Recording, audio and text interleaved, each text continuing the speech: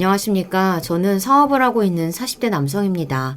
슬하에 아들 둘을 키우며 살고 있어요.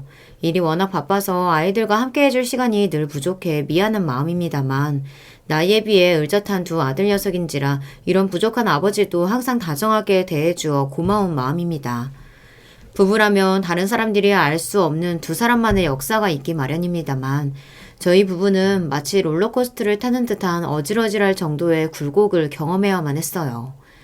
이야기의 서두부터 심상치가 않겠다는 느낌이 드시죠? 그렇다면 직접 겪은 제 마음은 어떻겠습니까?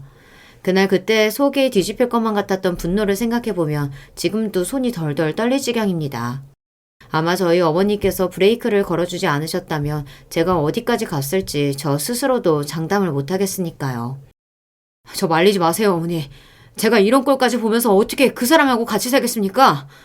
종훈아, 일단 진정하고 내 말부터 좀 들어. 너 이러다가 나중에 정말 후회해. 이 엄마 말 한 번만 믿고 엄마 말 좀 더 들어봐, 응? 부부야 살면서 이런 꼴 저런 꼴 다 보며 사는 사이라고는 하지만 그렇다고 해서 제가 살면서 이런 경험까지 하게 될 거라고는 생각조차 못했습니다. 저 사람이 대체 무슨 일이길래 저렇게까지 열을 올리나 싶으시죠? 여러분들도 제 이야기 들어주시고 제가 이러는 게 정말 과한 건지 그럴 만한 일인 건지 이야기를 좀 해주시면 좋겠습니다. 제 입으로 말하기는 제 자랑 같기도 합니다만 사업을 시작한 이래로 저는 제법 승승장구하며 살아왔습니다. 저희 본가가 그렇게 기반이 탄탄한 집안은 아니었기에 그야말로 맨땅 일구며 저 스스로 이뤄낸 값진 성과였습니다. 사업 일으켜보겠다며 치사스러운 인간들한테 고개도 숙여보고 굴욕도 겪어가며 눈물을 삼킨 시간도 있었습니다. 그렇게 제 인생과 자존심을 걸어가며 일으킨 사업이었기에 사업가로서의 제 자부심 또한 대단했죠. 제 일은 단순히 생계를 넘어 저를 이 세상에 단단히 뿌리내리게 살게 해준 원동력이었고 저 그 자체였습니다. 평생 가난에 허덕이시며 자식들 잘되라고 고생하신 부모님께 자식으로서 이런 값진 결과를 안겨드릴 수 있다는 것이 자랑스러웠고 어린 시절 집안이 가난하다는 이유로 저를 괄시하던 좀 산다는 집 자제들에게 떵떵거리며 살 수 있게 해준 제 자부심이었죠. 이렇게 사회적으로 점차 성공을 거두다 보니 주변 인맥도 자연스레 바뀌게 되더라고요. 예전과는 달리 저를 고평가해주는 사람들도 늘어났고 그러다 보니 제게 호감을 표하는 이성들도 생겨났습니다. 개인적으로도 그러기도 했지만 사업을 하게 되면서 알게 된 인맥 중 저를 좋게 봐주신 다른 사업가분께서 자녀분을 소개시켜주고 싶어 하시는 경우도 많았어요. 저는 그건 역시 저를 인정해주시는 방법 중 하나라 생각해서 기분이 나쁘지는 않았습니다. 그런 식으로 좋은 집안에서 잘 배우며 자란 분들과 몇 번 교제를 해본 적이 있고요. 부모님께서는 이렇게 아들에게 조건 좋은 집 혼처가 들어온다는 것이 기꺼우신 모양이었습니다. 아무렴 부모라면 이왕이면 내 자식이 좋은 조건의 배우자를 만나 가정을 이뤄서 잘 살길 바라는 것이 당연한 일이었겠죠. 그런 부모님의 마음이야 이해하지만 그때까지만 하더라도 딱히 이 사람이다 싶을 정도로 결혼하고 싶은 분을 만나지는 못했습니다. 집에서 성화이기는 하셨지만 아직 결혼이 늦은 나이라고 생각하지도 않았고 그동안은 사업 성공시켜 보겠다고 정말 앞만 보고 달려온 세월이었기 때문에 이제는 나도 좀 여유를 가지고 천천히 좋은 사람 찾아봐도 되겠다고 생각을 했어요. 아내를 만나기 전까지는 말입니다. 기업 행사에 참여해 처음 본 아내는 제가 태어나서 본 사람 중에 가장 아름다운 사람이었습니다. 그동안 좋은 여성분들을 많이 보았다고 생각했는데 아내를 보는 순간 그런 생각이 싹 달아날 정도였어요. 어떻게 사람이 저렇게 생겼나 싶을 정도로 한눈에 저를 사로잡은 아내였습니다. 그래도 젊은 날부터 사업을 해와서 제법 표정 관리를 잘해왔다고 생각했는데 그날만큼은 제가 어떤 표정을 짓고 있었는지 가늠도 하지 못할 정도였어요. 한마디로 아내를 보자마자 첫눈에 마음을 빼앗겨버렸다 해도 과언이 아니었습니다. 그런 저를 보며 살짝 웃어주던 아내 얼굴은 제가 무덤에 들어가는 그날까지도 잊지 못할 겁니다. 그만큼 제게 강렬한 인상을 남긴 아내의 처음이었어요.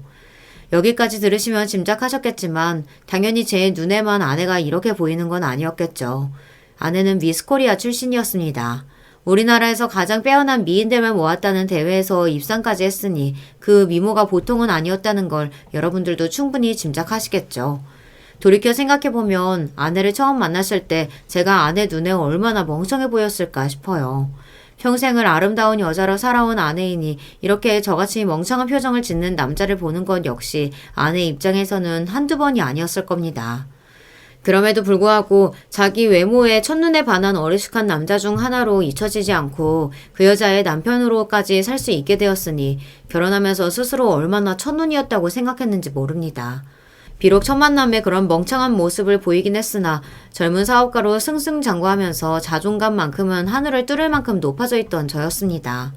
당당하게 데이트를 신청하는 저를 물끄러미 바라보던 아내가 고맙게도 데이트 신청을 허락해 주었어요.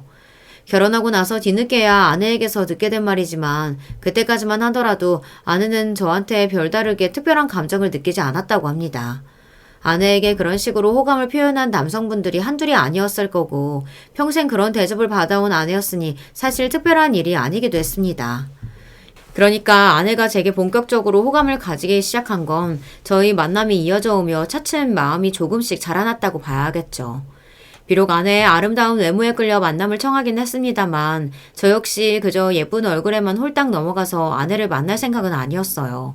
저도 세상을 겪을 만큼 겪었는데 고작 얼굴 하나 보고 사람을 판단할 만큼 모자란 인사는 아니었습니다. 처음 시작은 취향에 맞는 외모일지 모르겠으나 결국 사람과 사람 간에 가장 중요한 것은 따로 있지 않습니까? 그리고 사람을 만나봐야 그 사람이 어떤 생각을 가지고 있고 나와 얼마나 맞는 사람인지 확인해 볼 수 있겠죠. 그저 얼굴 예쁘다고 처음부터 일방적으로 구애했다면 아내 역시 제게 쉽게 넘어오지는 않았을 겁니다. 아내와 좀 더 대화를 많이 해보고 싶다는 제 말에 아내 역시 이렇게 대답했으니까요. 저도 안 대표님 생각에 동의해요. 그동안 저한테 호감을 표시해준 분들이 적지 않았지만 결국은 외모나 보이는 것들에만 신경 쓰고 제가 어떤 생각을 하는지는 중요하지 않게 생각하시는 분들이 대부분이었거든요. 제가 그렇다고 한 적도 없는데 자기들끼리 멋대로 저에 대해 기대해놓고 자기들끼리 실망해서 뒷말을 하는 경우도 적지 않았고요. 간 미스코리아 선발됐던 20대 초반이면 또 몰라도 저도 이제 30 넘었는데 그렇게 가벼운 사람들한테 시간을 허비하느라 제 인생을 낭비하고 싶지도 않고요. 저나 아내나 처음 만났을 때 이미 30이 넘어가고 있었습니다. 여전히 아름다운 아내였으나 그런 식으로 외모에만 혹해서 다가와서 자기를 인형 취급하는 남자들에게 아내도 질릴 대로 질려 있었죠. 그 중에는 아내의 아름다운 외모를 트로피 삼아 그저 자랑거리로 삼고 싶어하는 남자들도 적지 않았을 겁니다. 아내라고 그걸 몰랐겠습니까? 저희 만날 때까지만 하더라도 아내가 결혼에 그리 긍정적이지 않았던 건 이렇게 자기 나름대로 당한 바가 많아서였을 겁니다. 그런 만큼 아내를 더 존중하고 서로의 공감대를 키워나가기 위해 노력했습니다. 각자 분야가 다르긴 했지만 아내 역시 사업과 관련된 일을 하고 있었어요. 처음에야 제가 미스코리아라고 하니까 워낙 그쪽 인맥이 많아지기 시작해서 시작한 뷰티 사업이었지만 제가 직접 사업에 관여해보니까 그런 얕은 마음가짐으로는 절대 사업이라는 게 제대로 돌아갈 수가 없겠더라고요. 생각보다 배워야 할 것도 많고 신경 써야 할 것도 많아서 초반에 애를 많이 먹었어요. 저 역시 아무런 기반 없이 제 힘으로 사업을 읽어야 했던 사회초년생 시절이 결코 만만치 않았습니다. 아내가 말하는 고충은 그 누구보다 가슴으로 이해할 수 있었어요. 이렇게 서로가 겪어온 일들에 대한 공감대가 있다 보니 자연스럽게 대화가 이어졌습니다. 처음에는 아름다운 외모에 혹했던 것이 사실입니다만 그걸 이겨내고 자신의 일을 성공시키기 위해 저처럼 갖은 노력과 고생 끝에 자리를 잡게 된 아내의 이야기를 듣다 보니 제가 생각했던 것보다도 더 단단한 내면을 가진 아내에게 더욱 호감이 갔습니다.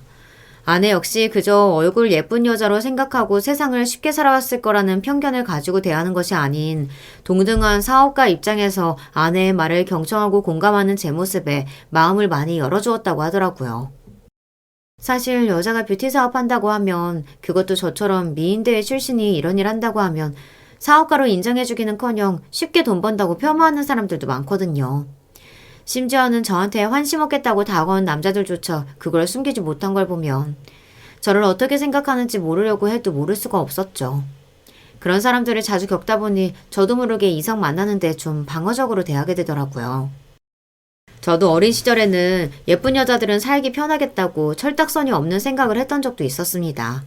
하지만 사업을 하면서 능력 있는 여성 사업가들이 사회적 편견 때문에 얼마나 고생을 하는지 직접 보게 되었죠. 물론 제가 그분들이 겪으신 고충을 다 이해한다고 하는 건 말이 되지 않겠으나 적어도 그렇게 고생하시는 분들을 쉽게 사업한다고 폄하하고 싶지는 않았어요. 아내 말 맞다나 미인대회 출신의 사업 분야가 그러다 보니 더더욱 그런 시선에서 자유롭기 어려웠겠죠. 사업을 하다 보면 일하는 것만으로도 신경 써야 할 것이 한두 가지가 아닌데 저런 성가신 편견까지 겹쳐 있으면 참 쉽지 않았겠다 싶어 아내가 안쓰러운 마음이었습니다. 예쁜 여자에 대한 혈기왕성한 남자의 이성적 관심에서 서로를 깊이 이해하고 마음을 주고받는 사이가 될 수 있었던 시점이 바로 이런 공감대를 형성한 이유였을 거라고 생각해요. 아내 역시 그런 제 마음과 크게 다르지 않았는지 이렇듯 여러 차례 만나면서 서로 진솔한 대화를 나눌 수 있게 되었을 즈음 저희의 교제가 시작되었습니다. 아내는 만나면 만날수록 진국인 사람이었어요. 아름다운 외모보다 마음 씀씀이가 더 고운 사람이었습니다. 사업적인 면모로 있어서는 제가 배울 점도 많았어요. 물론 여전히 아름다운 아내의 외모에 마음이 가지 않았다고 하면 거짓말이겠습니다만 이렇게 서로 하는 일에 진심으로 조언하고 서로를 격려할 수 있는 상대를 만나게 된 것보다 더 기쁠 수는 없었습니다. 처음 제가 미스코리아 출신인 아내를 만났다고 했을 때 부모님께서는 기쁨보다는 걱정이 더 커 보이셨어요. 평소에도 제가 제 사업을 더 마음껏 펼칠 수 있는 든든한 기반이 되어줄 집안 출신의 배우자를 얻기를 소망하시던 부모님이셨습니다. 부모님 입장에서는 미인대회 출신이라는 것 역시 걱정거리셨습니다. 그렇게 외모가 훌륭한 아가씨면 주변에서 남자들이 가만두지 않았을 텐데. 물론 우리 아들도 당연히 훌륭하지만 그런 아가씨면 씀씀이도 적지 않을 거고. 어머니, 지연씨 그런 사람 아니에요. 이럴 때도 저보다도 더 꼼꼼한 사람이고 허튼 데다 돈 쓰는 거 질색하는 사람이고요. 오히려 제가 배울 점이 많은 사람이라니까요. 너무 걱정하지 않으셔도 돼요. 그렇게 여러 번 안심을 시켜드렸음에도 불구하고 여전히 부모님 안색에서 근심이 떠나지를 않았습니다. 하지만 이런 부모님의 근심 역시 저와 부모님을 처음 만나는 자리에서 말끔히 날려준 아내였습니다. 단정하고 깔끔한 차림새로 시종일관 예의 바르게 대하는 태도에 저희 부모님도 그만 제 아내에게 홀딱 넘어가고 마셨죠. 비록 그 수수한 차림에 어울리지 않게 여전히 화려한 이목구비이긴 했습니다만 실용성을 중요하게 생각하는 아내 성격을 파악하기는 어렵지 않으셨을 거예요. 부모님이 걱정하시던 사치는커녕 아내는 화려한 차림새를 선호하지 않은 편이었습니다. 특별한 일이 있지 않는 이상 항상 일하기 가장 편한 차림을 좋아했고요. 그렇게 화려하게 차려입은 거야 미스코리아 대회 나가면서 평생 할 거 다 해봤어요. 예초에 그런 옷 별로 좋아하는 편도 아니었고 또 같은 사업하는 사람이라고 모여놓고도 눈요깃감 취급당하는 것도 싫었고요.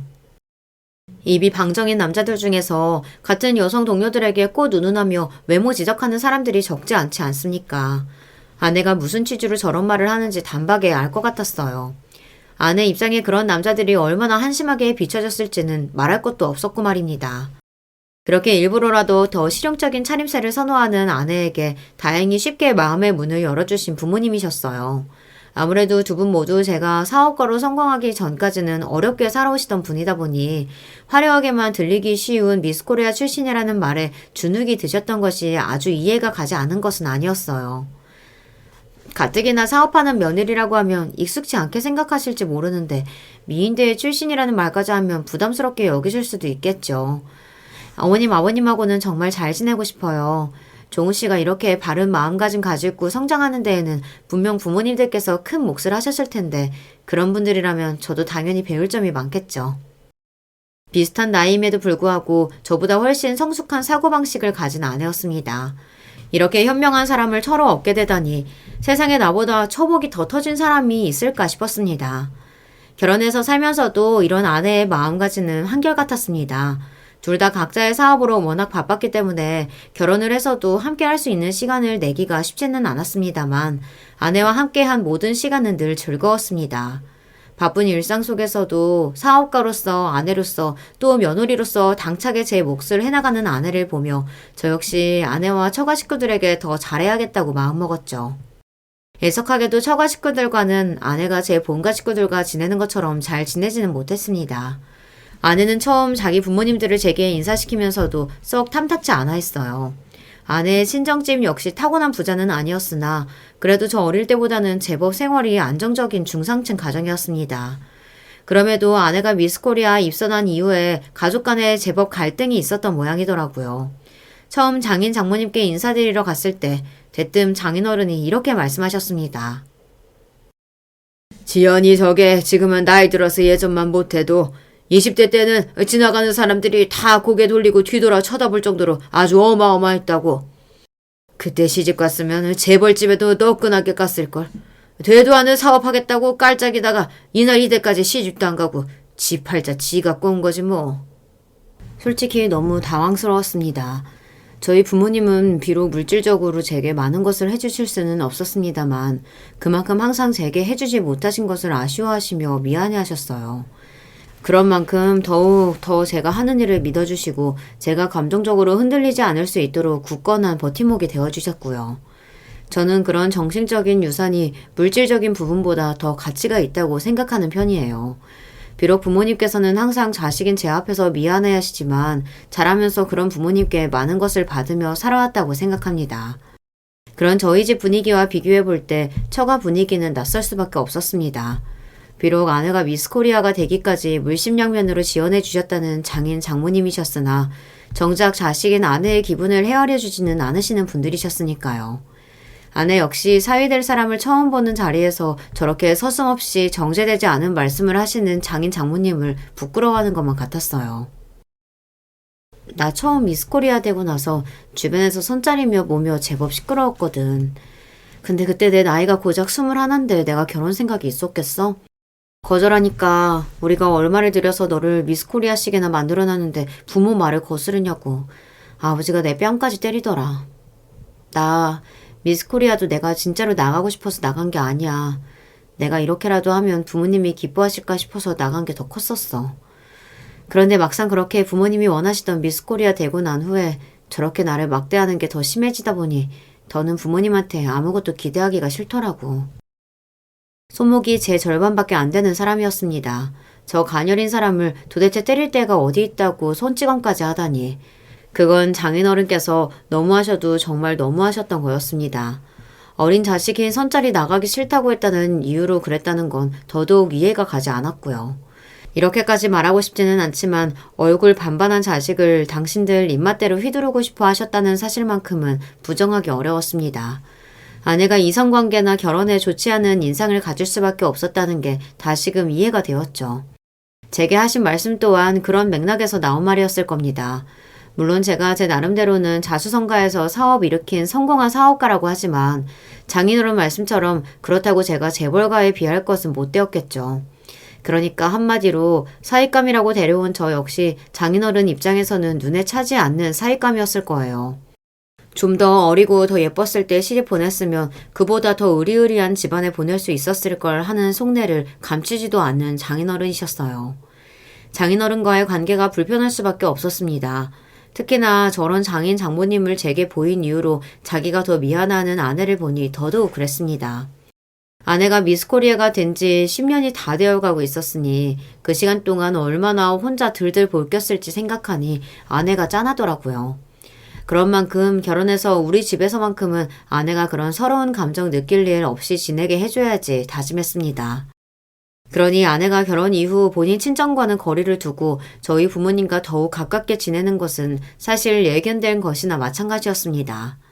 처음에 미스코리아 출신 며느리를 맞이하는 것에 대해 걱정하시던 부모님께서는 아내를 처음 만난 이후로는 언제 그랬냐는 듯 하나뿐인 며느리를 아껴주셨습니다. 두 분 모두 한번 마음을 준 사람에게는 한없이 정을 퍼주시는 분들이셨어요.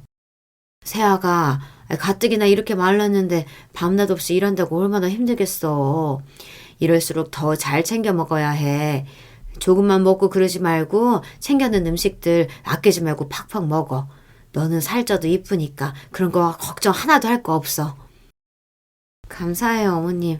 저 그런 걱정 안 하고 팍팍 잘 먹고 있어요. 어차피 저 통통해져도 어머님은 저 예쁘다고 해주실 거잖아요. 맞죠? 그럼. 아내에게 듣자 하니 장모님께서는 아내가 몸무게가 100g이라도 늘어날까봐 가뜩이나 잘 먹지도 않는 사람 밥그릇을 뺏기가 일쑤였다고 했습니다. 저렇게 방학 때에 내려온 손자 먹이듯 아내를 열심히 먹이려 드는 어머니가 처음에는 낯설었을 거예요. 하지만 곧 그런 어머니 행동이 애정에서 비롯되었다는 것을 알고 감사히 받아들여주는 아내였습니다. 저희 어머니께서 마음을 써주시는 만큼 더욱 살갑게 대해주는 아내가 저 역시 고마웠습니다. 같은 사업과 동료분들 중 다양한 문제로 인해 고부 갈등 사이에 끼어 고생하는 친구들도 제법 많았어요. 그 사이에서 중재를 해보겠다고 나섰다가 도리어 혼자서 고래 싸움에 새우 등 터지기도 일쑤였다고더라고요. 그런데 오히려 저 없이도 자기들끼리 마음이 맞아 잘 지내주는 두 사람 모습을 보니 그저 흐뭇할 수밖에 없었죠. 아내가 자기 친정 부모님보다도 저희 부모님을 더욱 신뢰하고 따른다는 것은 잘 알고 있었습니다. 아무리 저희 부모님께서 마음을 먼저 내어주셨다고 한들 그걸 아내가 받아주지 않았더라면 이런 관계가 절대 가능하지 않았을 겁니다. 미인대에 출신 아내를 얻은 것보다 제게는 그게 더 큰 행복이라고 생각합니다. 아내가 결혼 후에야 비로소 정서적으로 안정된 것 같아 그건 역시 안심이었어요. 연년생으로 저희 아들들인 주연이와 성현이가 태어나면서 더더욱 그랬습니다. 자기 본가에서 항상 둥둥 떠다니는 듯한 기분을 느꼈다던 아내가 비로소 저희 가정에 안착한 것 같았어요. 고대하시던 손자 녀석들을 보시고 저희 부모님께서도 더할 나위 없이 기뻐하셨습니다. 어머니 정말 안 그러셔도 돼요. 이 사람이나 저나 그 정도 능력은 된다니까요. 알지. 그래도 우리가 보고 싶어서 그래.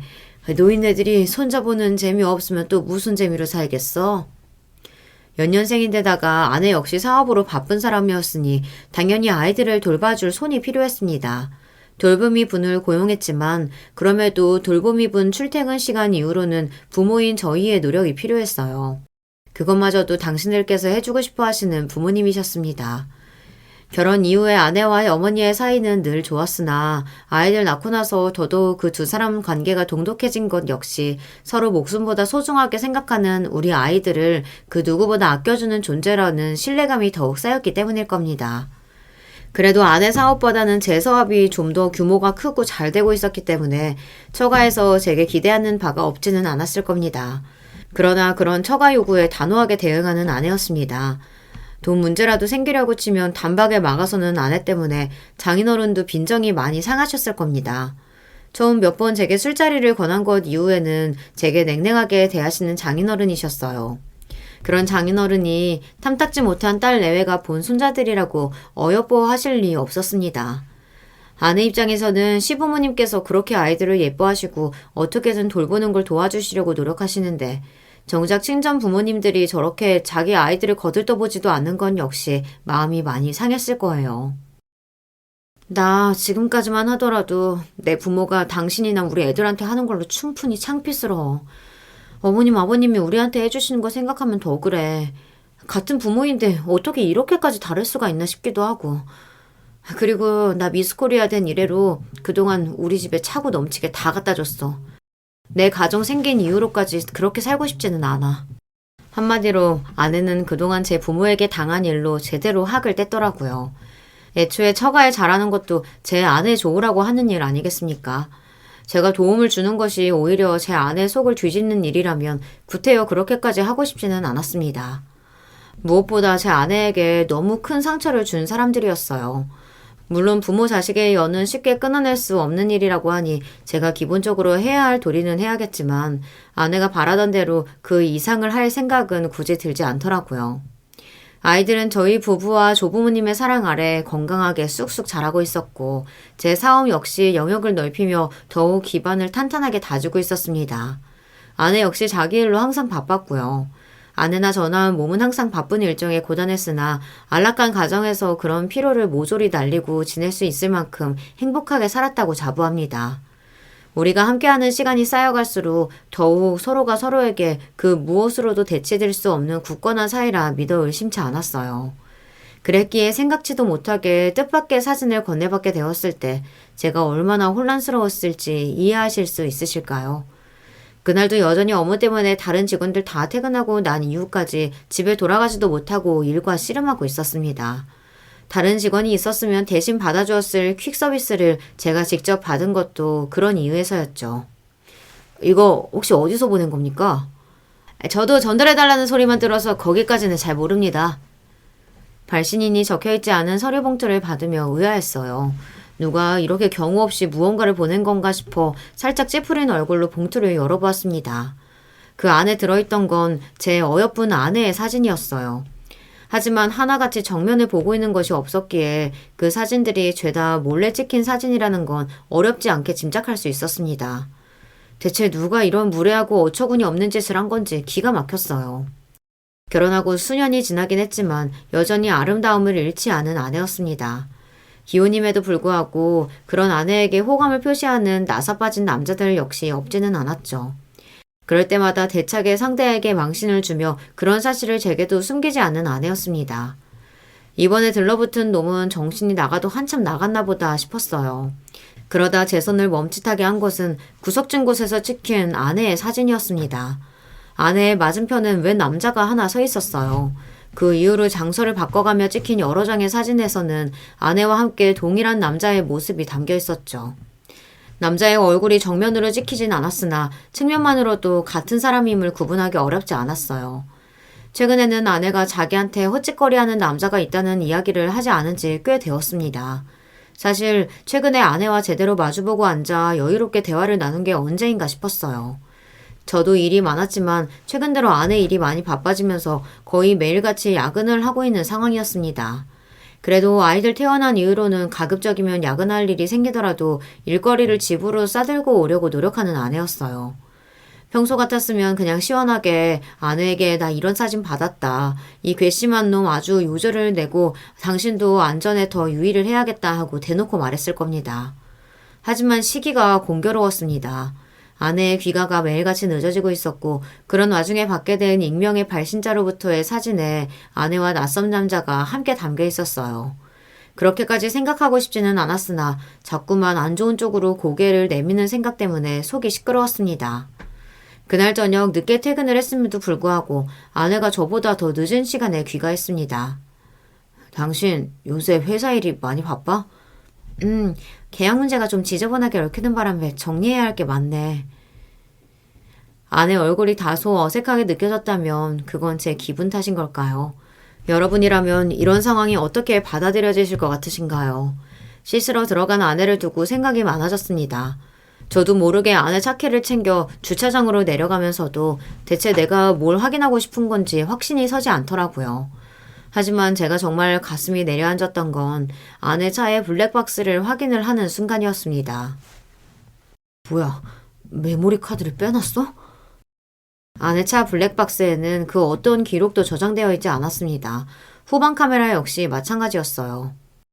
아리따운 마누라 둔 덕에 내가 나날이 걱정만 늘어간다니까. 혹시 모르니까 블랙박스 절대로 꺼놓지 마. 꼭 음성 녹음 기능까지 다 켜두고. 알았다니까 그러네. 지금껏 큰 문제가 생기지는 않았지만 그동안 아내에게 흑심을 품은 놈들이 없지는 않았기에 항상 아내의 안전에 더 유의하던 저였습니다.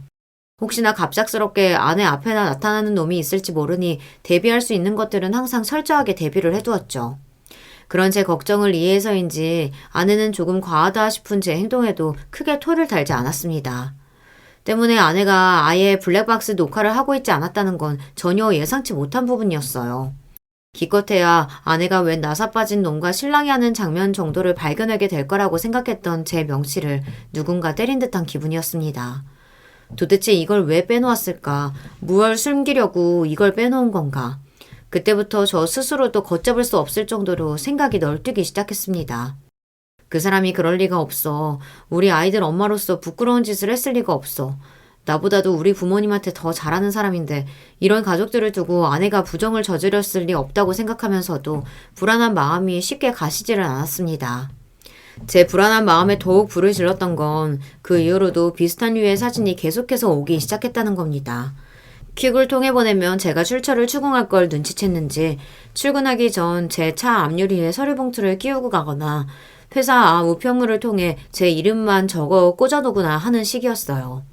저는 혹여나 그걸 다른 직원들이 먼저 뜯어 읽을까 싶어 노이로제에 걸릴 지경이었습니다. 사진 수위는 더욱 대담해져서 각도에 따라서는 아내가 다른 남자와 붙어있는 것처럼 보일 수도 있는 사진들이었어요. 결정적인 한 방은 없었으나 계속해서 아내의 곁에 붙어있는 동일한 남자는 제 의심에 불을 질렀습니다.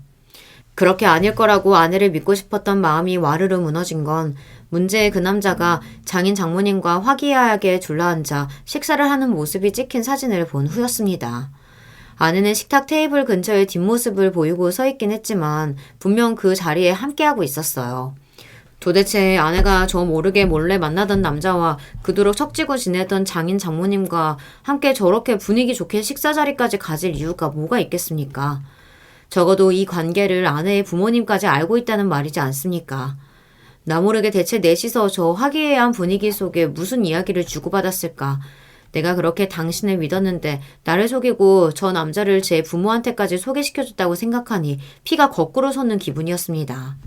저한테는 회사 일 때문에 집에 들어오기 힘들 것 같다고 말한 날이었어요. 나한테 그렇게 회사 일 핑계를 댈 때마다 저 남자를 만난 걸까 생각하니 제가 믿어왔던 모든 것들이 순식간에 무너져 내리는 기분이었습니다. 나는 당신을 믿었는데 누가 보아도 부정을 의심할 만한 상황이 계속되는데도 어떻게든 당신을 믿으려고 애썼는데 어떻게 아내가 나한테 이럴 수가 있나 하는 생각에 울분이 차올랐습니다. 아내를 사랑하고 믿어온 만큼 배신감은 어마어마했습니다. 세상 모두가 내게 등 돌려도 당신만큼은 내 마지막 순간까지 함께 해줄 줄 알았는데 이런 결말이라니. 비참함에 몸을 가누기도 어려웠어요. 그날 역시 늦은 아내에게 말했습니다. 당신 회사 일이 그렇게까지 바빠? 아무리 그래도 그렇지 이렇게 매일같이 늦을 수가 있어. 당신도 사업하면서 왜 그렇게 서운한 소리라고 그래? 내가 일부러 늦었어? 여보, 나 요새 정말 힘들어. 당신까지 나한테 이러지 마. 당장이라도 그렇게 힘들다면서 이 남자 만날 시간은 있느냐고 소리를 지르고 싶었습니다. 하지만 제가 그걸 인정하는 순간 우리가 일구어낸 가정이 깨어질까봐 차마 그 말을 내뱉을 수가 없었어요. 종훈아, 이 사진들은 대체 이게 다 뭐니? 제 딴에는 감춘다고 감췄는데 아직 어린 아이들이 제 서재를 어지르며 찾아낸 사진을 저희 어머니께서도 발견하셨습니다. 그 사진이 의미하는 바를 저희 어머니 역시 모르실 리 없으셨겠죠. 새파랗게 질린 얼굴로 바들바들 떠는 어머니의 손을 보고 있자니 비참함이 더해졌습니다. 수치심과 송구스러움으로 차마 고개를 들지 못하고 간신히 어머니께 말씀드렸어요. 어머니, 당분간만 그냥 모르는 척 해주세요. 제가 해결할게요. 해결이라니? 대체 너 무슨 생각으로? 이럴수록 더 얘기를 해봐야지. 분명 무슨 사정이 있을 게다. 지연이가 그럴 애가 아니야. 어머니 제발요. 저도 생각할 시간이 필요해요. 잘 사는 모습만 보여드려도 모자랄 판에 어머니 앞에 이렇게 수치스러운 모습이라니. 그만 세상에서 사라져버리고 싶은 심정이었습니다. 그날 하루는 출근도 하지 않았어요. 뜬 눈으로 밤을 지새우고 아내의 회사로 향하며 제가 무슨 정신이었는진 저도 모르겠습니다.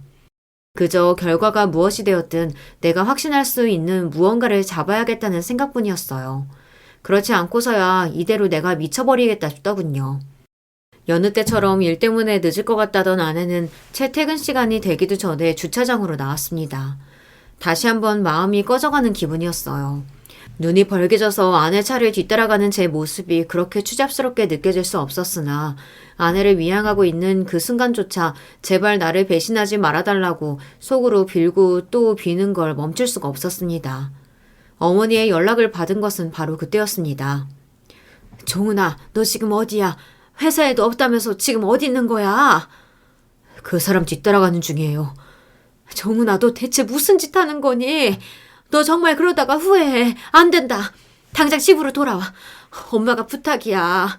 너한테 꼭 해야 할 말이 있으니까 당장. 그렇게 말씀하시는 어머니 목소리가 들어본 중에 가장 절박했습니다. 눈앞에 아내 차를 뒤쫓으면서도 그런 어머니 목소리를 차마 무시할 수가 없었어요. 결국 저는 제 눈앞에서 그 남자에게 갈지도 모르는 아내의 뒤를 따라가는 것을 포기하고 집으로 돌아가고 말았습니다. 어머니, 대체 무슨 일이세요? 종훈아, 이거부터 먼저 봐. 이거부터 보고 내 설명 들어. 전에 없이 단호하게 말씀하시는 어머니의 기세에 어머니가 내민 스마트폰 속 영상을 들여다봤습니다.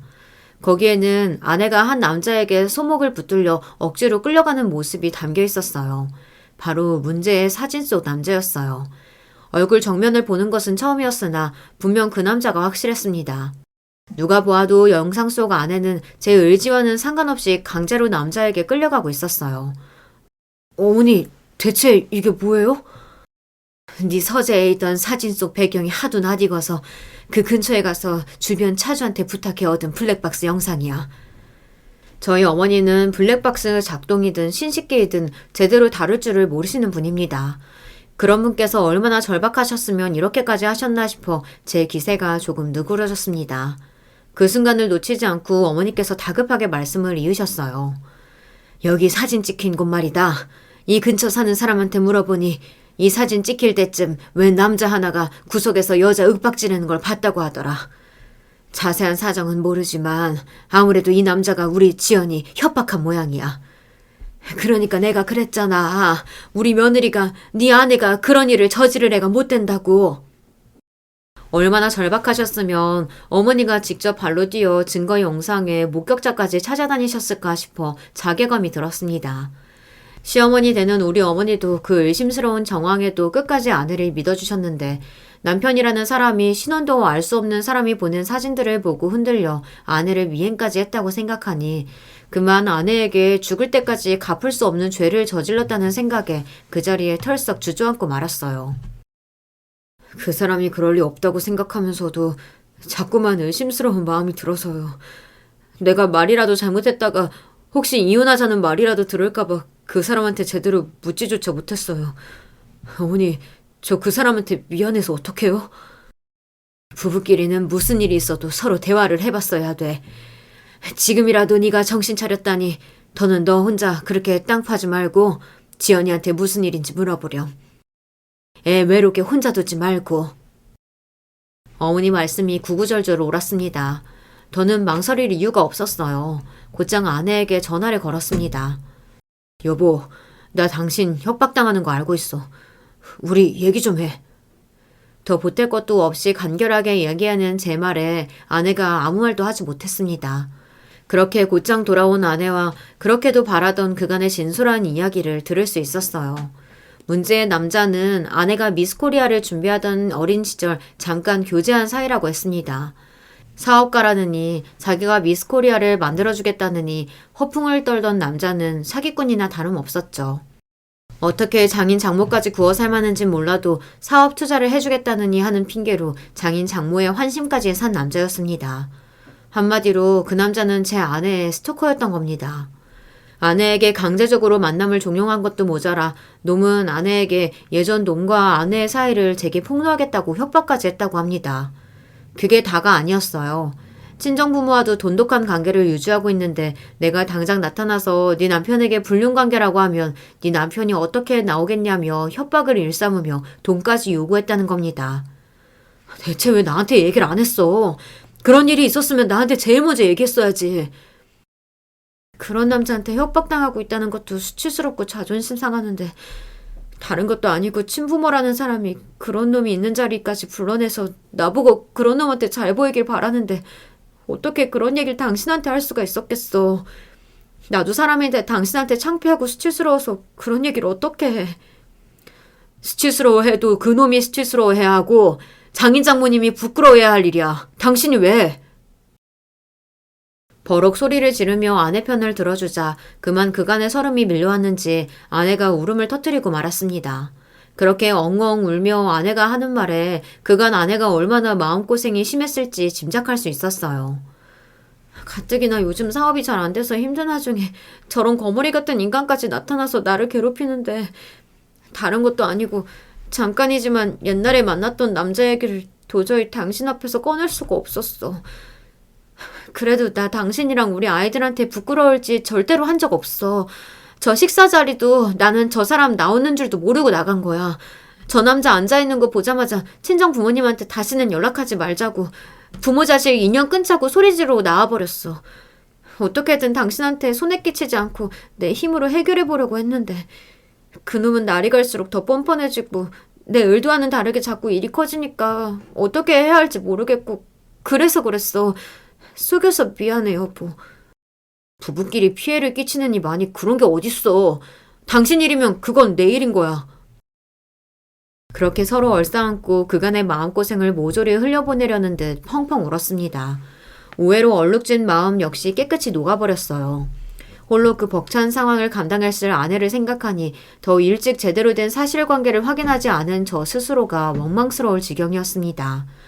아무리 제가 의심할 만한 정황이 있었다 하더라도 저희 어머니 말씀처럼 이 사람 말을 먼저 들어보는 게 우선이었어야 했어요. 이번 일은 명백히 제가 아내에게 잘못한 일이 맞았습니다. 놈은 더 볼 것도 없이 경찰에 넘겼습니다.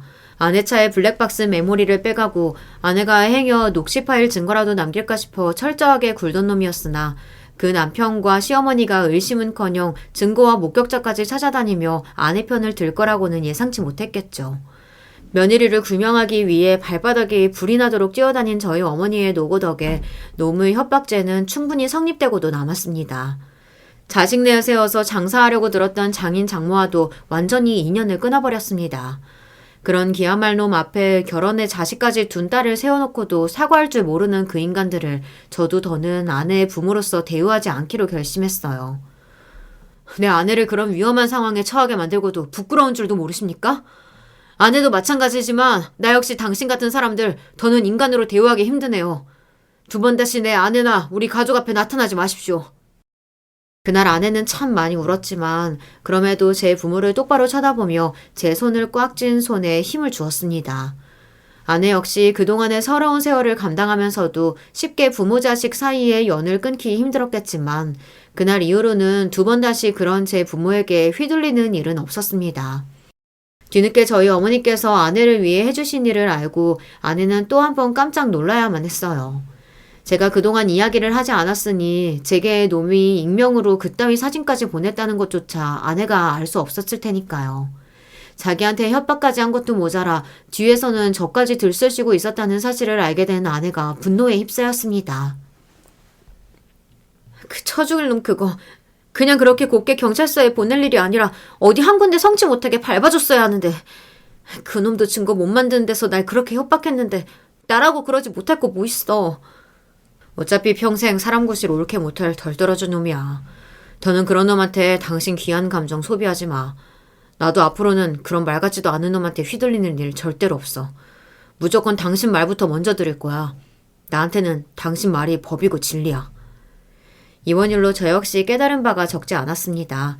저희 어머니께서 저를 그렇게 정신 차리게 만들어주지 않으셨다면 일이 어디까지 흘러갔을지를 생각하면 지금도 아찔해져요. 아내 역시 어머니께 고마운 마음을 금치 못했습니다. 저야 어머니와 부모 자식 아닙니다만 저희 어머니야 아내 입장에서는 시어머니 아니겠습니까?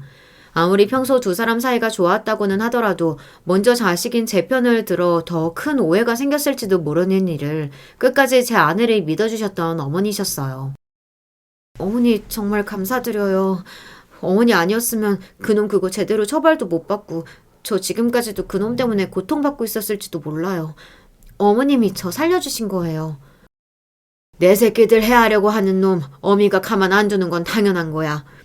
지연이 네가 얼마나 마음고생이 심했겠어. 고생했다 아가. 고생했다 내 새끼. 어머님, 전 이제 정말 어머님 없으면 못 살아요. 그렇게 저희 어머니 품에 안겨 어린아이처럼 엉엉 우는 아내를 보면서 정말로 앞으로 다시는 저 사람이 저렇게 서럽게 울게 하는 일이 없게 하리라 다짐하고 또 다짐했습니다. 비록 어디 가서 겪었다고 말하기 거짓말과도 같은 시련을 겪기는 했습니다만 분명 그 일로 저희 가족 간의 사이가 더욱 돈독해졌다는 점을 부정하기는 힘들 겁니다. 마음의 짐이었던 제 친부모를 훌훌 털어버리고 나니 아내 얼굴은 일견 더 시원해 보였습니다. 지금은 저희 어머니와 말 그대로 모녀 같은 고부지간으로 지내며 여전히 자기 사업 열심히 하는 멋진 여자로 제 곁에 함께 해주고 있습니다. 이런 일 겪어보니 이 평범한 듯 보이는 일상이 실은 얼마나 감사한 일인지 깨닫지 않을 수가 없어요. 매일같이 제게 감사한 하루를 선사해주는 아내와 앞으로도 서로를 전적으로 신뢰하고 의지하며 잘 살겠습니다. 지금까지 제가 하는 이야기 잘 들어주신 여러분들도 정말 모두 감사드립니다.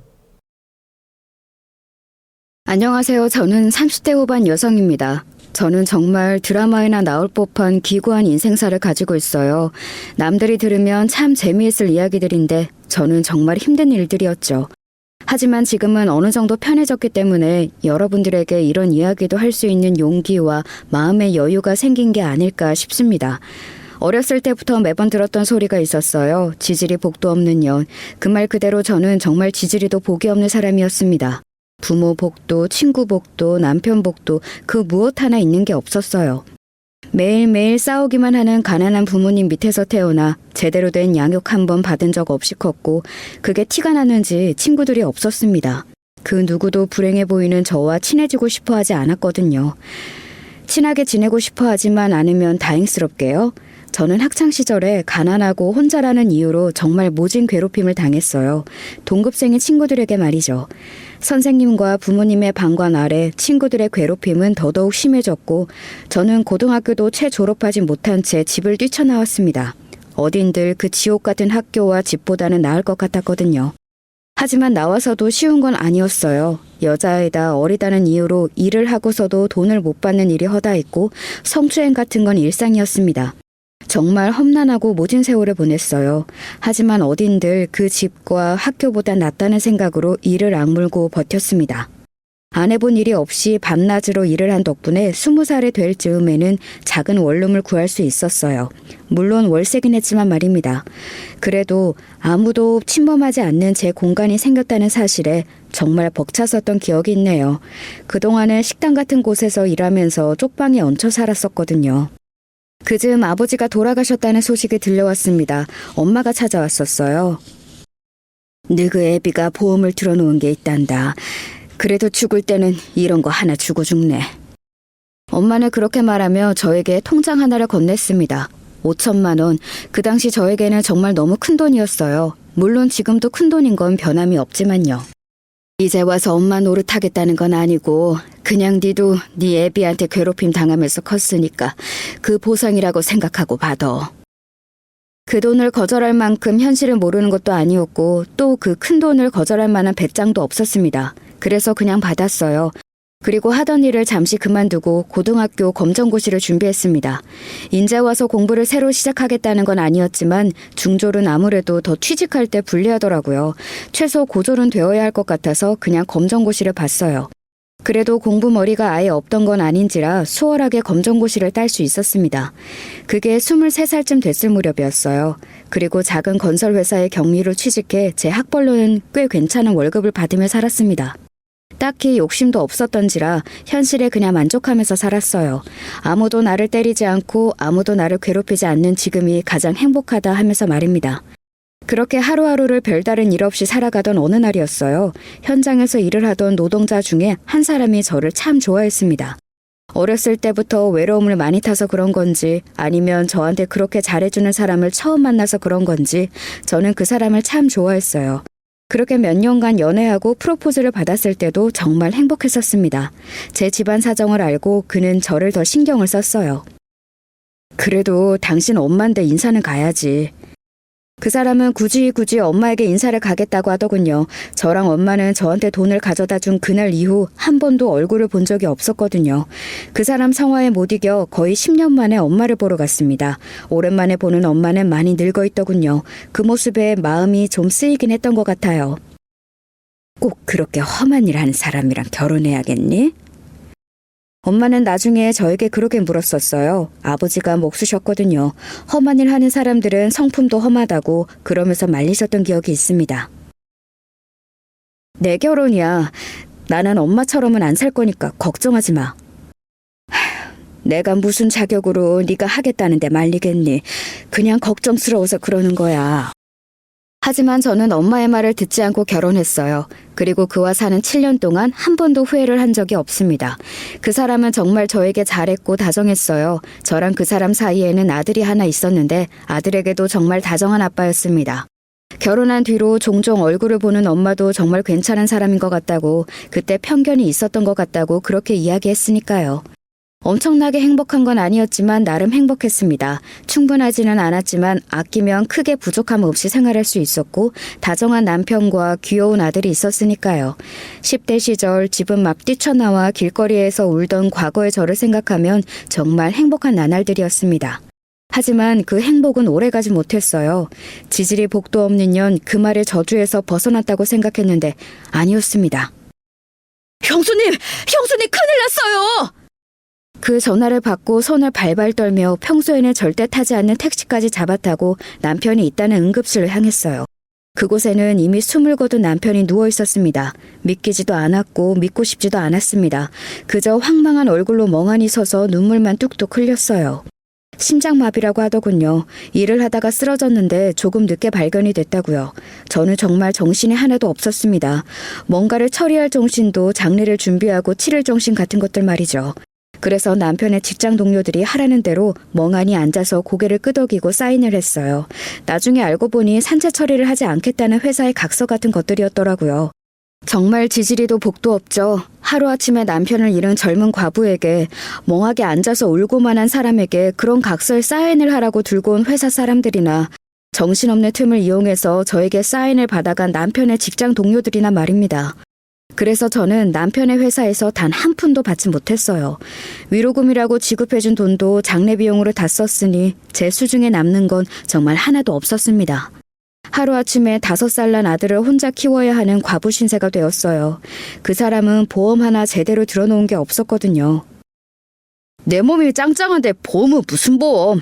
그거도 한 달에 내야 할 금액이 꽤 되더라고.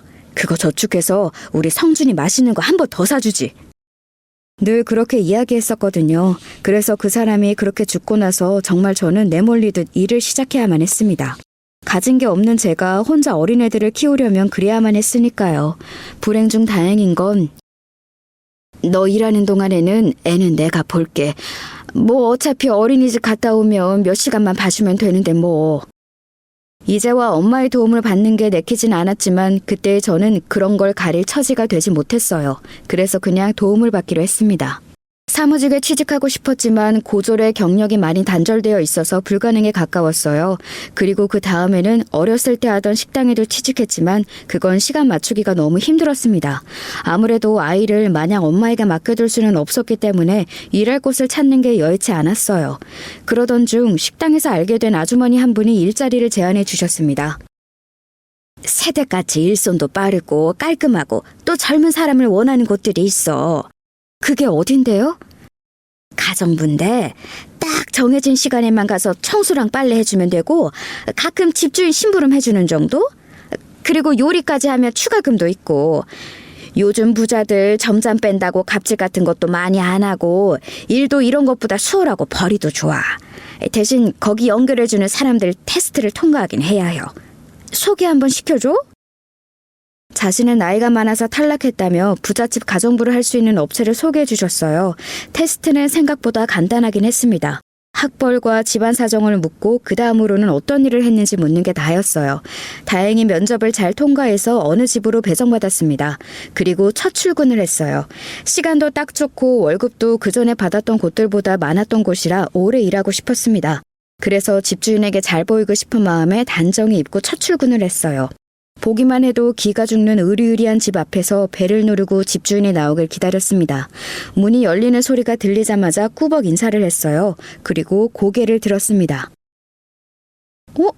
너? 이은영? 아는 얼굴이었어요. 그것도 절대 다시 만나고 싶지 않은 그런 얼굴이요. 다시 볼 일은 없을 거로 생각했던 얼굴이었는데 이렇게 만나게 되다니 이 악연의 하늘도 무심하시지 라는 말이 절로 나오더군요. 은영이는 제 중학교 고등학교 동창이었습니다. 그리고 저를 괴롭힌 학교 폭력의 주동자였어요. 야 임정아, 나 목말라. 시원한 얼음물 좀 가져와. 매점에는 얼음이 없어. 그럼 만들어서라도 가져와야 할 거 아니야 이년아. 자기 뜻대로 안 되면 가차없이 발길질했어요. 그리고 반 안에서 제가 그렇게 은영에게 맞고 있어도 그 누구도 좋아주지 않았습니다. 심지어 선생님조차요. 한 번은 맞다 도저히 버틸 수 없을 것 같아서 신고했던 적도 있어요. 하지만 돌아오는 건 학생들 일은 학생들끼리 해결하라는 경찰의 말과 선생님의 따기뿐이었습니다. 이게 학교 망신을 주려고 경찰에를 가? 은영이 집은 부자였거든요. 동네에 은영이 부모님을 모르는 사람이 없을 정도로 말입니다. 소문에는 학교의 발전기금도 어마어마하게 낸다는 이야기도 있었어요. 제가 신고를 했던 경찰서의 경찰관들도 이미 은영이 부모님에게 다 한 번쯤은 돈을 받은 적이 있는 사람들이라는 말도 들었습니다. 교무실에서 다른 선생님과 학생들이 다 보는 앞에서 담임에게 뺨을 수차례 맞아 얼굴이 퉁퉁 부은 채로 교실에 들어갔습니다. 그 교실에 들어가자마자 저에게 펼쳐진 상황은 그전보다 더 지옥이었어요. 제 몸으로 걸레를 빤 물이 부어졌습니다. 그리고는 냄새가 난다며 은영이는 자기 코를 막았어요. 너한테 걸레 냄새 나는 거 알아? 제가 울면서 대답했어요. 네가 지금 걸레판 물을 부었잖아. 은영이가 제 말을 듣고서는 비웃더군요.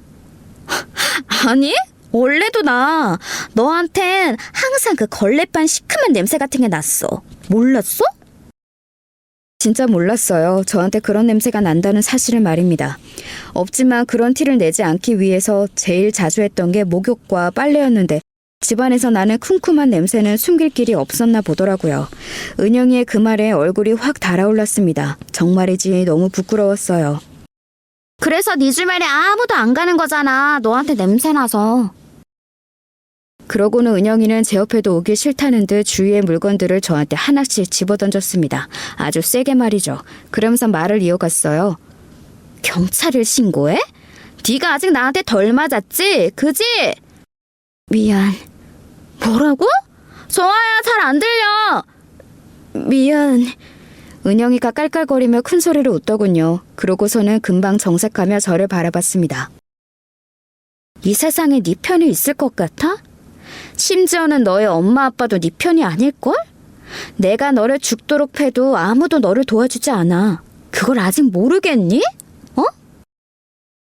은영이의 말을 듣는데 그저 절망 말고는 아무것도 할 수가 없더라고요. 정말 이 세상에 아무도 제 편이 없는 것 같았습니다. 집에 가면 아빠에게, 학교에 오면 은영이에게 맞으면서 매일 죽고 싶다는 생각만 하며 지낼 거로 생각하니 정말이지 끔찍하더라고요. 그래, 내가 없어지는 수밖에 없겠지. 그날이었습니다. 제가 집을 나온 날 말입니다. 그리고 지금 거의 20년 만에 저를 그렇게 거리로 내몰았던 동창을 만난 겁니다. 장은영을 말이죠. 너 맞지? 임정아. 은영이는 저를 한눈에 알아보더군요. 저도 한눈에 알아봤어요. 어떻게 잊을 수 있겠어요. 그 얼굴을요. 그래, 오랜만이다. 우리 집에 오기로 한 가정부가 너야? 제가 대답을 하지 못하고 고개를 숙였어요. 당장이라도 그때처럼 이 집을 뛰쳐나가서 도망가고 싶었지만 눈앞에 아들의 얼굴이 아른거렸습니다. 저는 돈이 없었고 돈을 벌어야만 했어요. 가만히 저를 보던 은영이가 씩 웃으며 손을 내밀더군요. 제가 얼떨떨한 얼굴로 그런 은영이를 바라봤어요. 뭐해? 악수하자고 하잖아. 손을 잡았습니다. 은영이는 씩 하고 웃더군요. 고등학교 때 그대로였습니다. 아니, 그때보다 더 예뻐져 있었어요. 그리고 두르고 있는 모든 것들이 정말이지 비싸 보였습니다. 그래, 그동안 어떻게 살았어? 결혼은 안 했어? 남편이 뭐 하는 사람이길래 부인을 이런 일을 하게? 결혼은 했었는데 남편이 얼마 전에 심장마비로. 저도 모르게 은영이에게 다 이야기하고 있더군요. 그때처럼 말입니다. 어머, 미안. 괜한 걸 물었나 보다. 애는 있고? 올해 5살 아들 하나 있어. 우리 애도 5살인데 나도 아들이야. 그래? 우리가 인연은 인연인가 보다. 이렇게 다 만나고 말이야. 너 그때도 참 손 빠르고 깔끔했는데, 그치? 언제나 은영이가 시키는 일이라면 빠르게 움직였고 항상 은영이 주변을 깔끔하게 치웠던 과거의 제가 떠올랐습니다. 나는 너만 괜찮다면 너 우리 집에서 일하는 거 좋아. 너는 어때? 순간 다행이라는 마음과 함께 싫다는 마음이 동시에 들었어요. 은영이가 어떤 아이인지 그 누구보다 잘 알았기 때문에 그녀가 집주인으로 있는 집에서 가정부로 일하는 것이 끔찍했습니다. 하지만 거절할 수 없었어요. 저는 돈을 벌어야 했으니까요. 나도 좋지. 제가 그렇게 대답하니 은영이가 씩 하고 웃더군요. 그리고는 미묘한 표정으로 말했습니다. 그럼 호칭 정리부터 하자. 우리가 아무리 친구라지만 어쨌든 나는 네 고용주고 너는 내 고용인인데 반말을 하는 거 좀 그렇잖아? 앞으로는 그냥 사모님이라고 부르고 존댓말 써줬으면 좋겠어. 그럴게요. 그래, 좋다. 그리고 은영이가 웃으며 일어났습니다. 너 요리도 잘하지? 그때 그랬던 것 같은데? 아닌가? 아니, 네. 그러면 추가금도 줄 테니까 매일 저녁 좀 차려줘. 그이가 집밥을 먹고 싶어 하는데 내가 손에 물을 묻혀본 적이 있어야지. 뭘로 하면 될까요?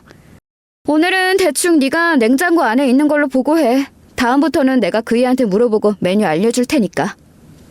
그렇게 말하고는 은영이는 방으로 들어갔습니다. 그리고 방 안에서 깔깔거리는 소리와 함께 누군가와 통화를 하는 말소리가 얼핏 들려왔어요. 그래 걔 걸레 냄새 나던. 그래 걔가 우리 집 가정으로 왔다니까. 완전 웃기지. 역시 사람 팔자는 안 바뀌어. 여전히 그렇게 살고 있잖아. 일부러 그러는 건지 아니면 저를 사람 취급하지 않아서 듣든 말든 상관하지 않는 건지 은영이는 시끄럽게도 통화를 했어요. 그 소리를 밖에서 듣고 있는데 다리에 힘이 풀리더군요. 다시 그 끔찍했던 그 교실에 서 있는 것 같은 기분이 들었습니다. 하지만 그렇다고 이번에는 도망갈 수 없었어요. 저는 하나이의 인생을 책임져야 하는 엄마였습니다. 그 사실이 저를 그곳에서 벗어날 수 없게 만들었어요. 스스로 괜찮다고 몇 번이나 되뇌이며 부엌으로 들어가 냉장고를 열었습니다. 정말 신선하고 비싸 보이는 재료들이 가득하더라고요. 딱 봐도 값비싸 보이는 재료들이었습니다. 이런 비싼 것들로 집밥이라... 좋은 재료로 만들면 뭐든 맛있긴 하겠네 라고 중얼거리며 음식을 만들기 시작했어요. 값비싼 해물들이 잔뜩 들어간 된장찌개와 각종 반찬을 만들고 있으니 은영이가 나오더군요. 나는 이래서 집밥이 정말 싫은데. 냄새 나잖아. 음식을 하는데 냄새를 안 나게 할 수는 없는 노릇이니 뭐라 대답을 하지도 못하고 머리만 긁고 있는데 은영이가 씩 웃으며 그러더군요. 너한테 하는 말 아니야. 왜 그렇게 쫄아? 누가 보면 내가 너 괴롭히는 줄 알겠다. 남편한테 하는 소리야. 하도 집밥 타령을 해대서 내가 짜증나 죽겠어 정말. 꼭 한식을 이렇게 챙겨 먹어야 하는 이유가 뭐냐고 대체. 은영이는 그렇게 궁시렁거리며 정말 냄새가 맡기 싫다는 듯 다시 방으로 쏙 들어가더군요. 그리고 얼마 뒤 음식이 다 되어갈 때쯤 도어락이 열리는 소리가 들렸습니다. 그리고는 누군가 들어오는 소리가 들렸어요. 우리 집에서 이런 냄새가 나? 나 집밥 먹고 싶다고 한 거 드디어 들어주는 거야? 다정한 목소리로 그렇게 말하며 들어오는 사람은 다름 아닌 은영이의 남편이었습니다. 웃으면서 부엌으로 들어왔는데 처음 보는 사람이 있어 당황한 것 같더라고요. 제가 꾸벅 인사를 했습니다. 안녕하세요. 누구세요? 저는... 그때 은영이가 문을 열고 밖으로 나왔어요. 그리고 정아야. 오빠 언제 왔어? 아직 퇴근 시간 좀 이르지 않아? 은영이는 조금 전 저를 부르던 목소리에서 완전 톤이 달라지더라고요. 애교와 애정이 가득 섞인 목소리였습니다. 은영이의 남편이 저와 은영이를 번갈아 보며 물었습니다. 아는 분이셔? 그게 오늘부터 우리 집에서 일해주시기로 하신 분이야. 인사해. 안녕하세요. 근데 당신 방금 정화라고... 이야기하자면 길어. 내가 나중에 설명해줄게. 일단 밥부터 먹어 자기야. 집밥 노래를 불렀잖아. 은영의 남편이 어리둥절한 얼굴로 저와 은영이를 번갈아 보더니 옷을 갈아입으려는 듯 겉옷을 벗으며 방 안으로 들어갔습니다. 방문이 닫히고 은영이가 예전에 그 모습이 떠오르는 살벌한 얼굴로 제게 말하더군요. 너는 그냥 다 맞다고만 해. 알겠지?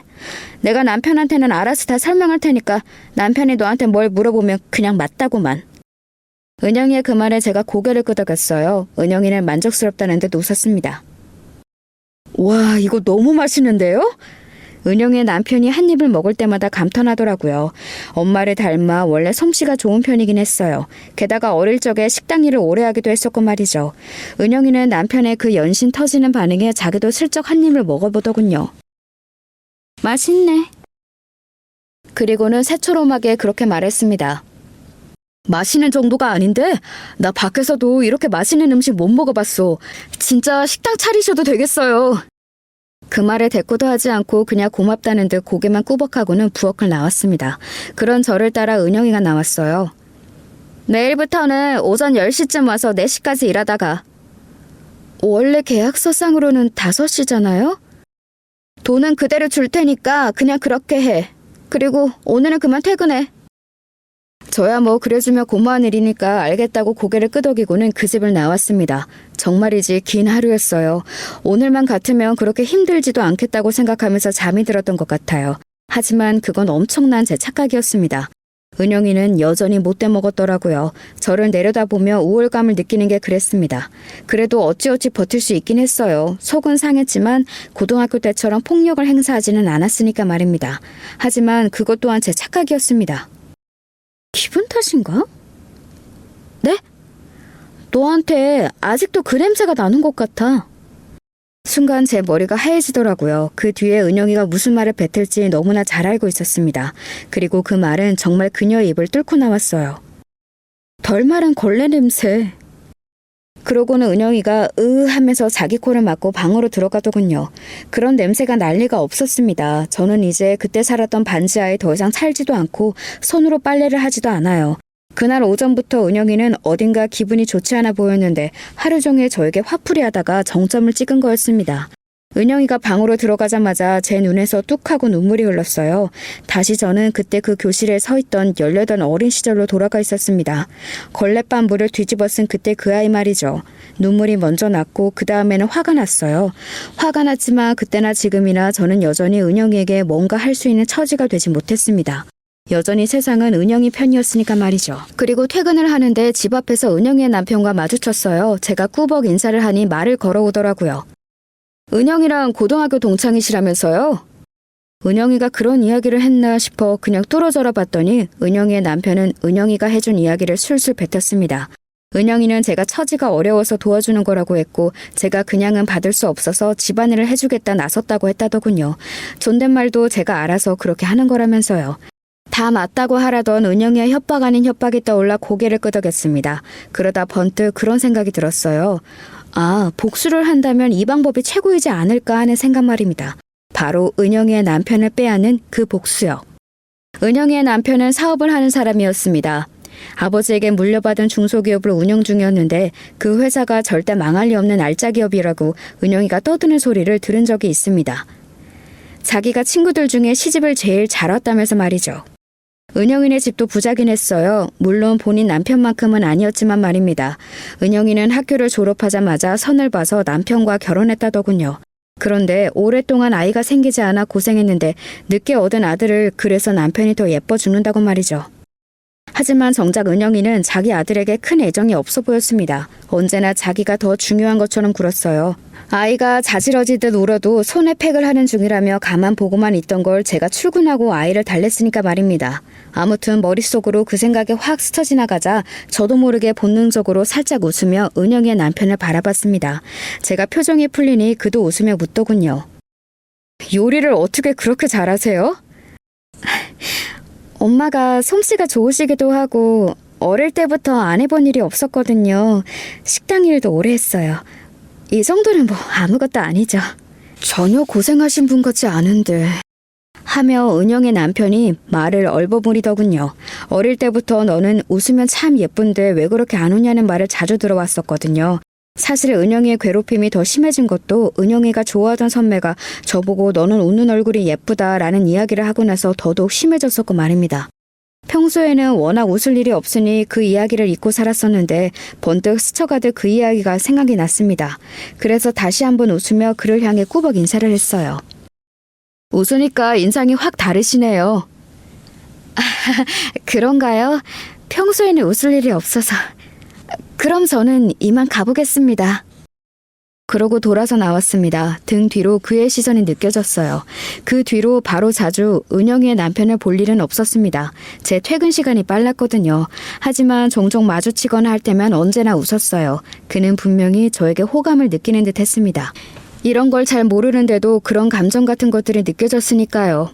그리고 어느 날 흘러가듯 회사에서도 자꾸 집에서 먹는 밥이 생각이 난다는 이야기를 듣고서는 아침부터 도시락을 준비해 은영이의 남편이 출근하는 시간에 맞춰 일찍 갔어요. 그리고선 출근하는 그의 손에 은영이 몰래 도시락을 쥐어주기도 했습니다. 이 집에 있는 것만큼 좋은 재료로 만든 건 아니라서 맛이 그만큼은 있을지는 모르겠어요. 아이고, 이렇게 신경을 다 써주시고 감사합니다.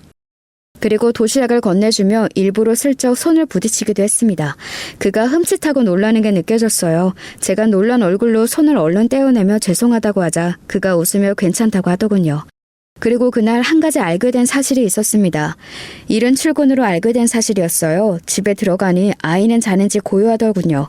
그래서 거실에 널브러진 옷가지들과 부엌의 식기들을 하나둘 정리하고 있을 때 안방에서 통화 소리가 들려왔습니다.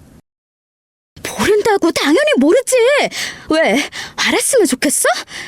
그러면 너도 더 이상 나한테 돈 못 받아, 이 개자식아. 평소라면 무슨 말을 하든 신경 쓰지 않았을 텐데 그날은 신경이 쓰이더라고요. 그래서 방문 앞으로 다가갔습니다. 귀를 바짝 가져다 대지 않아도 문 너머로 소리가 다 들렸어요.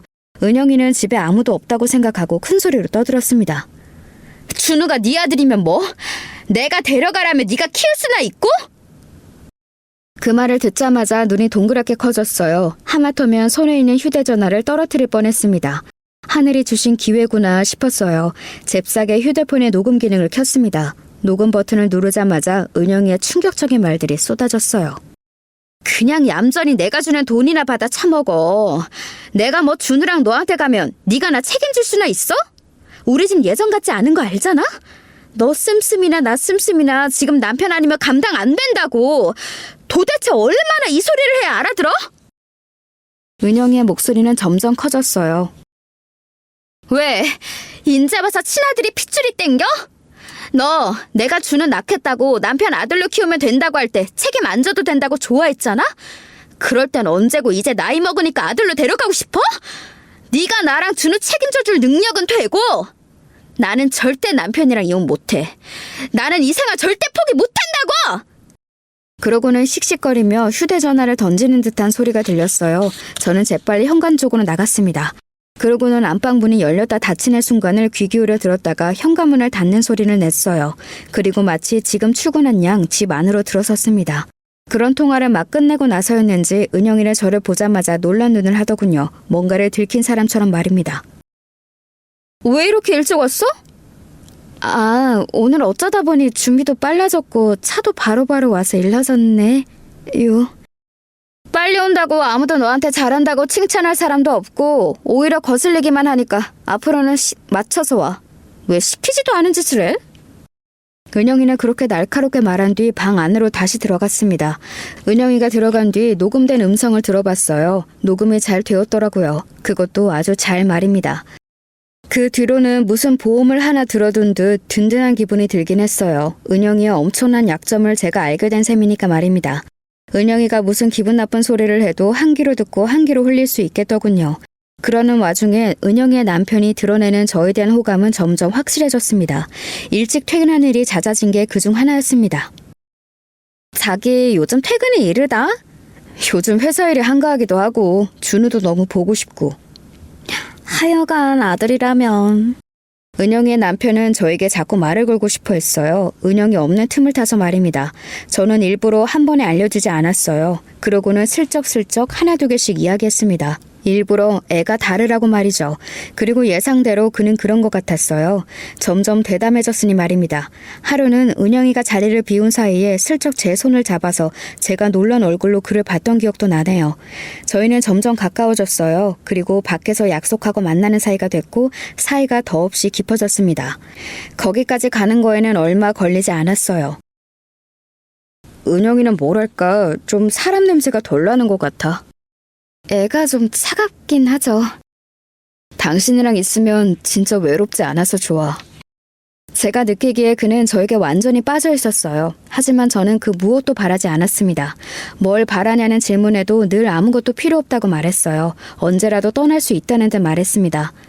그는 그런 저에게 더 애끌어했어요. 당신은 진짜 언제라도 훌쩍 떠나버릴 것 같아. 제가 고등학교 때 집을 나왔다고 이야기하고 나서는 더더욱 그렇게 느끼는 것 같더라고요. 하지만 그런 그의 말에도 웃기만 하고 대답은 하지 않았습니다. 그렇게 느끼라고 말이죠. 그는 점점 더 저에게 빠져드는 게 느껴졌어요. 하루 종일 당신이랑만 있고 싶어. 일찍 만났으면 더 좋았을걸. 나 같은 여자랑 당신이 만날 일이 뭐가 있었겠어요. 은영이 남편이 저에게 푹 빠져서 정신을 차리지 못하고 있을 즈음 은영의 히스테릭은 점점 더 심해졌습니다. 아무래도 남편이 외박도 잦고 어딘가 자신에게 관심이 떨어져 가고 있다는 걸 직감적으로 아는 것 같았어요. 여자의 직감은 늘 무서울 정도로 정확하잖아요. 대체 어떤 년이란 말이야? 회사년인가? 아님 전에 친해 보이던 그 동기년인가? 그 상대가 저라는 건 상상도 못하는 것 같았지만 말입니다. 야, 내가 저거 제대로 정리하라고 했지? 삐뚤잖아! 저에게도 점점 더 옛날처럼 악독하게 굴기 시작했어요. 스트레스를 저한테 풀었던 겁니다. 너는 예나 지금이나 제대로 하는 게 하나도 없냐? 멍청해서 그런가? 그리고는 저를 확 밀치고 가는 바람에 제가 넘어졌어요. 그러면서 소파에 부딪혀 팔에 멍이 들었습니다. 은영이는 그런 저를 보고도 저는 미안한 기색 없이 방으로 들어가 문을 쾅 하고 닫았고 말이죠. 그리고 그의 남편은 제 팔을 보고 걱정했어요. 이 멍이 어디서 들었냐고 말이죠. 그래서 정확하게 이야기하지 않고 넌지시 이야기했습니다.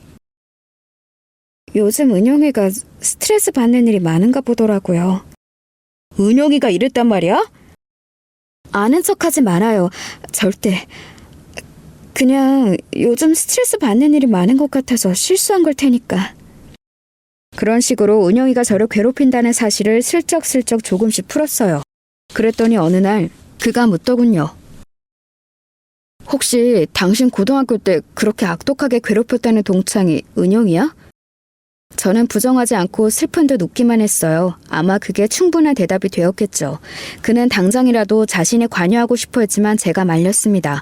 저는 철저하게 이 위치에서 벗어날 생각이 없다, 욕심이 없다는 것을 강조했어요. 그는 그런 저를 더 가엾게 여겼고 또 안달이나 했습니다. 은영이의 히스테리가 점점 더 심해지고 저는 이제 한 방이 필요하다는 생각이 들었어요. 저는 은영이 자리를 비웠을 때 은영이 휴대폰으로 그 남자에게 문자를 넣었습니다. 집으로 오라는 문자를 말입니다. 집의 비밀번호와 함께요. 그리고 은영의 남편에게도 문자를 보냈어요. 아무래도 알아야 할 것 같다고 하면서 그 녹음 파일을 말입니다. 나 혼자만 알고 그냥 모른 척하려고 했는데 나는 이제 당신을 너무 사랑하니까 그럴 수 없었어요. 하고 문자를 남기고는 걸려오는 전화를 받지 않았어요. 그러고는 은영의 그 불륜남이 오는 시간에 맞춰 일부러 은영에게 시비를 걸었습니다. 준우, 네 남편애 아니지? 제 말에 은영의 얼굴이 사색이 되더군요. 네가 그걸 어떻게? 네가 통화하는 거 들은 적 있어. 은영이는 잠시 당황하는 것 같더니 오히려 뻔뻔하게 나오더군요. 뭐 예상 못한 바는 아니었습니다. 그래서 뭐 증거 있어? 너 같은 년 말을 누가 믿어주는데? 정아야, 내가 늘 말했지만 세상은 언제나 가진 사람들 편이라니까? 너 같은 거지 새끼들이 아니라? 그래, 너는 그때도 항상 그렇게 말했었지. 어떻게 나이가 들어도 하나도 변하는 게 없냐? 은영이가 픽하고 웃더군요. 내가 왜 변해야 하는데? 변할 필요가 없는데? 그렇죠. 은영이 말이 맞긴 합니다. 은영이 같이 가진 사람들은 변하지 않아도 알아서 다들 떠받들어 주니까 그럴 필요가 없었겠죠. 그래도 이제 너는 변해야지. 네가 가진 약점이 이렇게 큰데. 제 말에 은영이가 제 어깨를 손가락으로 기분 나쁘게 툭툭 밀기 시작하더군요. 네가 그 비밀 좀 알았다고 대단히 뭔가라도 쥐게 된 것 같아? 너 같은 년말은 절대 아무도 안 믿어준다니까? 그리고 준호 아빠는 내 남편이 맞아. 내가 맞다며 그런 거야. 그 새끼고 너고 하여간 없는 것들이 욕심만 참 많아서 주제도 모르고 어딜 덤비길. 그때 누군가의 목소리가 들려왔어요. 네가 말한 그 새끼가 혹시 나야? 언제부터 서 있었는지 어떤 남자 하나가 서 있더군요. 그 불륜남인 듯 했습니다. 은영이의 얼굴이 새하얗게 질리기 시작했으니까요. 네가 여긴 어떻게? 왜 왔어? 네가 오라며. 집 비밀번호까지 알려줘놓고 왜 이제 와서 시침이야? 은영이는 그제야 상황 파악이 된 듯 저를 노려봤습니다. 너야? 네가 꾸민 짓이야? 감히? 네가 나를 상대로? 은영이는 사정없이 제 뺨을 내리쳤어요. 제가 버티고 서 있자 연속으로 내리쳤습니다. 저는 일부러 대응하지 않았어요. 이제 곧 그가 올 걸 알고 있었으니까요. 제 얼굴이 퉁퉁 붓고 입술 주변에서는 피가 나기 시작했어요. 은영이가 어찌나 살벌하게 저를 때렸는지 그 불륜남이 나서서 말릴 정도였으니까요. 그때 반가운 목소리가 들려왔습니다. 지금 이게 뭐 하는 짓이야? 모두가 그 소리에 시선을 돌렸고 은영이와 그 불륜남의 얼굴은 사색이 되었습니다. 당신이 왜 지금 이 시간에? 은영이는 당황했지만 이내 그것도 제가 한 거라고 결론을 내린 모양이더라고요. 이미 바닥에 쓰러져 있는 저를 무서운 눈으로 노려봤습니다. 은영이의 남편은 바닥에 쓰러져 있는 저와 엉망이 된 제 얼굴을 보고는 놀라서 저에게 다가와서 저를 일으켜 세웠어요. 괜찮아? 남편의 그런 모습에 은영이의 눈이 다시 한번 커졌습니다. 둘이 언제 반말을 할 정도로 친해졌어? 설마 당신 바람난 여자가 얘야? 당신 미쳤어? 어떻게 이런 년이랑 이런 가정부 따위랑? 누가 할 소리를 하는 거야 지금? 준우가 내 아들이 아닌 게 정말이야? 어? 은영이는 입을 다물었습니다. 그리고는 상황 파악을 하듯 눈을 굴리기 시작했어요. 잠시 뒤 생각이 끝났는지 자신의 남편에게 매달려 애원하기 시작했습니다. 여보, 내가 잘못했어. 진짜 실수했어. 정말 지우려고 했는데 아이는 안 생기지. 다들 기다리고만 있지. 그래서 나도 모르게 거짓말한 거야. 진짜 실수야. 나는 당신밖에 없고 당신만 사랑하는 거 알잖아. 당신도 실수했으니까 우리 서로 한 번만 용서하자. 그리고 여보는 안아. 저런 사람들이랑 살 것도 아닌데. 은영이는 정말 끝까지 저와 그 불륜남은 사람 취급을 하지 않았습니다. 그리고 은영의 남편은 은영이를 용서할 생각이 없어 보였어요. 매달리는 은영이를 뿌리치고 저의 손을 잡고 그 집을 나왔습니다. 뒤에서 은영이가 악을 쓰듯 소리를 지르는 게 들려왔어요. 그 뒤로 은영이와 은영의 남편의 이혼 소송이 빠르게 진행됐습니다. 유전자 검사 결과 준우는 그의 친자가 아닌 것으로 결과가 나왔어요. 그 빼도 박도 못하는 증거 때문에 은영이는 결국 한 푼도 받지 못하고 쫓겨나듯 이혼당했습니다. 저와 자기 남편의 불륜을 주장했지만 증거가 불충분했기 때문에 받아들여지지 않았습니다. 그리고 얼마 지나지 않아 그는 저에게 청혼했어요. 저는 솔직히 놀라긴 했습니다. 저같이 가진 것 없고 부족한 사람과 정말 결혼까지 할 생각을 하는지는 몰랐거든요. 하지만 그는 정말 진심으로 보였어요. 일부러 접근한 게 미안해질 정도로 말입니다. 망설였지만 저도 이미 그 사람을 좋아하고 있었어요. 그리고 그 사람은 제 사정과 처한 처지를 모두 알고도 저와 결혼을 하고 싶어하는 사람이었습니다. 그 사실만으로 너무 감사했어요. 그렇게 저는 그 사람과 결혼했습니다. 식은 간소하게 치렀어요. 그 사람 집에서 엄청난 반대가 있을 줄 알았는데 그렇지 않은 것도 의외였습니다. 알고 봤더니 그 사람이 이미 몇 번이나 사정사정해서 허락받았다고 하더라고요. 지지리도 복이라고는 없는 박복한 년은 이제 없어졌어요. 저는 이제 한강이 훤히 내려다 보이는 집에서 사모님 소리를 들으며 살고 있으니 말입니다. 사랑하는 남자와 함께요. 제 아들은 당연히 제가 키우고 있어요. 남편도 그러자고 한 부분이고요. 처음엔 엄마가 그런 집안은 싫어할 거라며 자신이 키우겠다 했지만 그건 제가 싫었습니다. 그리고 얼마 지나지 않아 남편의 아이를 임신하기도 했고 말이죠. 은영이는 이혼을 당한 뒤 당연하게도 저를 몇 번이나 찾아와 행패를 부렸습니다. 이제는 뒤바뀐 처지를 받아들이지 못하는 듯 보였어요. 상당히 자존심을 상해했고 상당히 괴로워했으며 이 현실을 믿고 싶어하지 않았습니다. 그러다 경찰서에까지 한 번 가고 나서야 더 이상 찾아오지 않았어요. 은영이를 마지막으로 본 날 제가 이렇게 말했던 기억이 납니다. 은영아, 이제 너한테서 냄새가 난다. 네가 예전에 그랬잖아. 없는 집 애들한테는 특유의 냄새가 난다고. 이제 알겠어. 네가 무슨 냄새를 말한 건지 말이야. 야! 은영이는 정말 큰 비명을 질렀어요. 그러고는 눈물을 흘리며 자기 옷에 냄새를 맡기 시작했습니다. 그 모습을 보고 돌아섰어요. 그리고 얼마 지나지 않아 들은 소식으로는 그 불륜남과 살림을 합쳤다고 하더라고요. 하지만 그 씀씀이를 감당하지 못해서 그 남자에게서도 금방 버림을 받았다고 들었습니다. 그 와중에도 아들은 두고 나왔다고 하더군요. 저는 행복하게 잘 지냅니다. 이제 더 이상 예전 일을 떠올려도 힘들거나 고통스럽지 않아요. 제 인생이 이렇게 바뀔 거라고는 한 번도 생각해 본 적 없지만 말입니다. 결혼 전에는 그렇게 제가 한밥을 좋아하던 남편이 제가 임신을 하니까 제 손에 물 한 방울 묻히는 걸 겁내하는 모습을 보는 것도 행복해요. 물론 누군가를 부리고 사모님 소리를 듣는 게 아직은 많이 어색하긴 하지만 말입니다. 분명 누군가는 저를 비난할 겁니다. 그래봤자 너도 불륜녀 아니냐고 말이죠. 그건 저도 언제나 생각하고 감수해야 하는 부분이라고 생각해요. 또 그 부분에 있어서는 저도 할 말이 없고 말입니다. 하지만 저는 후회하지는 않아요. 지금 누리는 것들 때문만은 아닙니다. 저는 은영이를 용서할 수 없었으니까요. 물론 복수심으로 시작된 일이었지만 저는 지금의 남편을 진심으로 사랑해요. 과거에 그렇게 접근했던 게 너무 미안할 정도로 말이죠. 살아가면서 2배, 3배 잘할 생각입니다. 굉장히 긴 이야기라고 생각했는데 끝을 내려고 보니 또 짧게 느껴지기도 하고 지난 시절이 꿈 같기도 하네요. 긴 이야기 들어주셔서 감사합니다. 좋은 하루 되세요.